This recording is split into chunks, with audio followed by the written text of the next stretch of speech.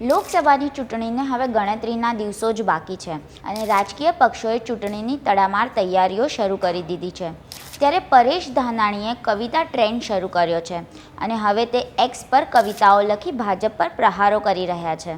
આજે અમરેલી લોકસભા બેઠક પર પ્રદેશ ભાજપ પ્રમુખ CR પાટીલની ઉપસ્થિતિ વચ્ચે બૂથ પ્રમુખ અને કાર્યકર્તા સંમેલન યોજાયું હતું, જેમાં પ્રદેશ પ્રમુખ CR પાટીલની હાજરીમાં ભાજપ ઉમેદવાર ભરત સુતરિયાનું નિવેદન ચર્ચાસ્પદ જોવા મળ્યું હતું, જેમાં ભરત સુતરિયાએ જણાવ્યું હતું કે મોદી સાહેબે 400 પાર તો 400 પાર તો થાવું।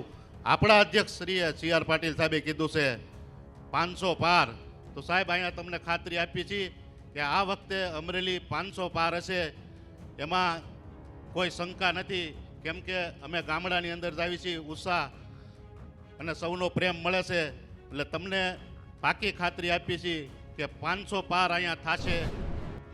આ મુદ્દે પરેશ ધાનાણીએ ફરી ભાજપ અને ભરત સુતરિયા પર કટાક્ષ કરતા એક કવિતા લખી છે। તેમણે એક્સ પર લખ્યું છે કે 500 પાર અદ્ભુત ઉમેદવાર, 24ની ચૂંટણીમાં મોદી સાહેબે તો કીધું તું 400 પાર, પણ પાટીલ સાહેબે કરેલી 500 પારની કલ્પનાને પૂરી કરવા મન સંસ્થા સર્વોના સુશાસનથી ભડકેલા બૂથ પ્રમુખોના સહારે મોદી સાહેબને વડાપ્રધાન બનાવવા પાટીલ સાહેબે શોધેલા અદ્ભુત ઉમેદવાર।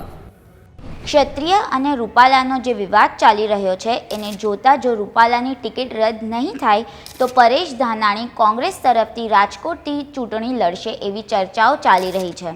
કોંગ્રેસના પૂર્વ ધારાસભ્ય લલિત કગથરા અને કોંગ્રેસના કાર્યકર્તાઓ થોડા દિવસ પહેલા પરેશ ધાનાણીને મળવા તેમના ઘરે ગયા હતા, જ્યાં પરેશ ધાનાણીને મનાવવામાં આવ્યા હતા કે જો રૂપાલાની ટિકિટ રદ નહીં થાય તો પરેશભાઈ રાજકોટ લોકસભા વિસ્તારમાં મેદાને ઉતરશે। અગાઉ પણ પરેશ ધાનાણીએ કવિતાઓ દ્વારા ભાજપ પર પ્રહારો કર્યા હતા।